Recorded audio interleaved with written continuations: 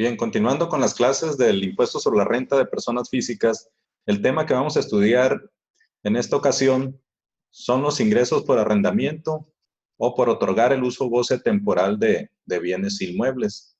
Es uno de los ingresos por los cuales la persona física tiene que pagar el impuesto sobre la renta. Ya estudiamos el impuesto sobre la renta de salarios, de las actividades empresariales y profesionales en sus tres modalidades. Y a continuación, entonces, veremos el ingresos por arrendamiento.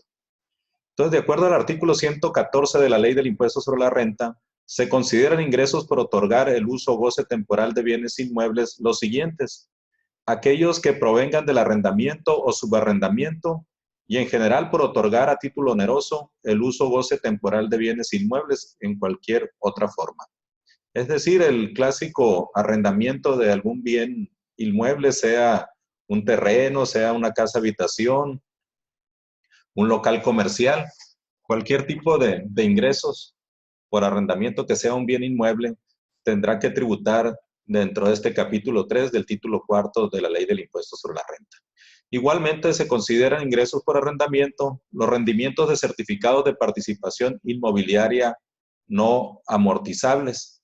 Es decir, cuando se tengan este tipo de certificados que pertenezcan a una inmobiliaria, entonces también se considerarán ingresos por arrendamiento. Dentro de las deducciones específicas que puede realizar una persona física que tiene ingresos por arrendamiento, pues están aquellos que son propiamente indispensables o relacionados directamente con esta actividad. Y nada más haciendo una aclaración, nada más los que vengan en este artículo 115 son los que se pueden hacer deducibles. Y en la primera fracción tenemos que aquellos pagos efectuados por el impuesto predial, que corresponde al año de calendario sobre dichos inmuebles. Igual podemos considerar aquellas contribuciones locales de mejoras, de planificación o de cooperación para obras públicas que afecten a los mismos.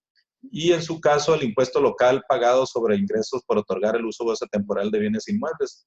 Este tipo de impuestos locales, que son conocidos como impuestos cedulares, pues se pagan en algunos estados. En el caso de Sonora, este impuesto no se paga.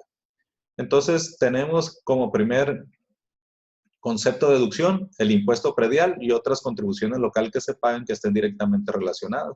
Por ejemplo, cuando se paga pavimento, se paga por el drenaje. Esos se consideran contribuciones locales de mejoras que se consideran como una deducción. En la segunda fracción tenemos los gastos de mantenimiento, cuando estos no impliquen adiciones o mejoras al bien de que se trate, y igualmente por consumo de agua, siempre que no los paguen quienes usen o gocen el inmueble. También tenemos en la fracción tercera los intereses reales pagados por préstamos utilizados para comprar, construir o hacerle mejoras a los bienes inmuebles.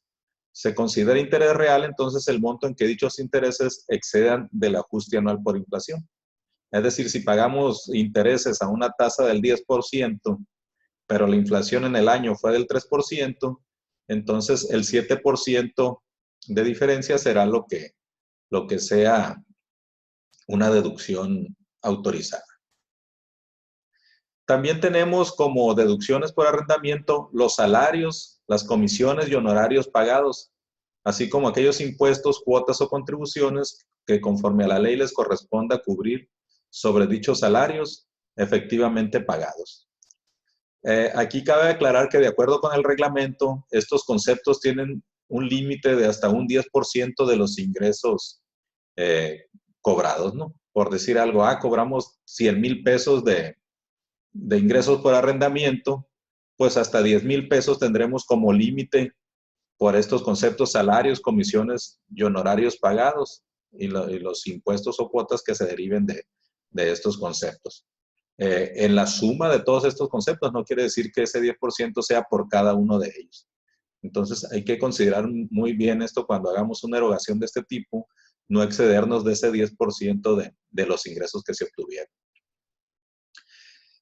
En la fracción quinta tenemos el importe de las primas de seguros que amparen los bienes respectivos. Es decir, si estamos pagando una prima de seguros por asegurar el bien inmueble que estamos dando en arrendamiento, por decir, la casa habitación que estamos dando en arrendamiento, o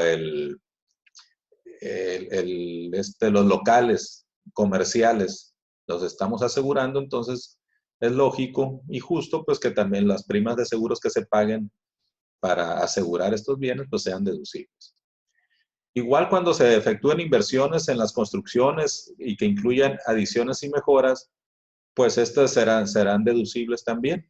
Hay que recordar que las inversiones se deducen a través de lo que llamamos la depreciación fiscal.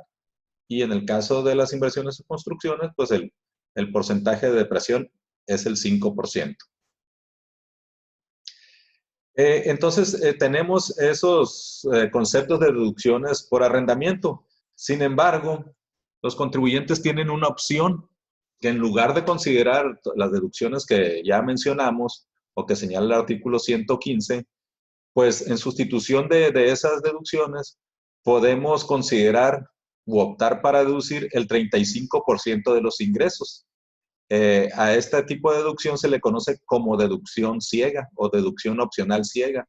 Es decir, tenemos 10,000 pesos de ingresos por arrendamiento sin necesidad de comprobar ningún gasto, directamente le aplicamos el 35% a esos 10,000 pesos y los 3,500 que representan el 35% serán una deducción autorizada sin necesidad de, pues como les decía, de comprobar ningún gasto. Es lo que por eso se le conoce como deducción ciega. Esto, como les decía, es en sustitución de las deducciones a que este artículo 115 se refiere. El único concepto que se puede deducir adicionalmente a este 35% de los que se señalan en las fracciones que ya comentamos es el impuesto predial. Es decir, si pagamos impuesto predial en el mes que corresponda o en el ejercicio que corresponda, se podrá deducir adicionalmente al 35% de la ya señalada como deducción ciega. Y bueno, aquí tenemos el formato de cómo vamos a hacer el cálculo del pago provisional. A los ingresos obtenidos en el mes, que significan los ingresos cobrados en el mes, le vamos a restar las deducciones autorizadas que ya se señalaron en las fracciones del artículo 115, o bien podemos optar, como ya les decía, por la deducción opcional ciega y podemos restar también el impuesto predial. El resultado va a ser nuestro ingreso acumulable y a lo cual le vamos a aplicar el procedimiento de la tarifa del artículo 96. Aquí volvemos a aplicar la tarifa mensual, la tarifa que se aplica para el pago provisional de arrendamiento, entonces es la tarifa mensual del artículo 96. No importa el mes en que estemos calculando. Vamos a decir que se aplica la misma que para salarios, ¿no? Recordando nada más que en actividad empresarial y profesional, pues aplicamos la tarifa que correspondía al mes que estábamos haciendo el cálculo. Aquí no, es la tarifa del artículo 96, la mensual. Entonces, ya aplicamos la tarifa y obtenemos el pago provisional. Aquí también existe la obligación de que cuando las personas morales efectúen pagos por arrendamiento a personas físicas, les deberán retener el 10%, algo muy similar a lo que sucede con los honorarios. Cuando la persona moral paga honorarios, hay que recordar que debe de retener el 10%. Igual sucede entonces para el arrendamiento. Y por lo tanto, esa retención del 10% hace las veces de un pago provisional y por lo tanto se lo debemos de restar al pago provisional que hayamos calculado de haber aplicado la tarifa del artículo 96. En caso de que el pago provisional sea superior al impuesto sobre la renta retenido, por decir algo, es que el pago provisional me sale 1,500 pesos, pero me retuvieron 1,000, entonces nada más voy a pagar la diferencia, los 500 pesos. En caso de que el ISR retenido sea mayor que el pago provisional, pues el ISR a pagar sería 0. Recordar que en los pagos provisionales de las personas físicas no resulta saldo a favor. El saldo a favor resultará, en su caso, hasta que presentemos nuestra declaración anual.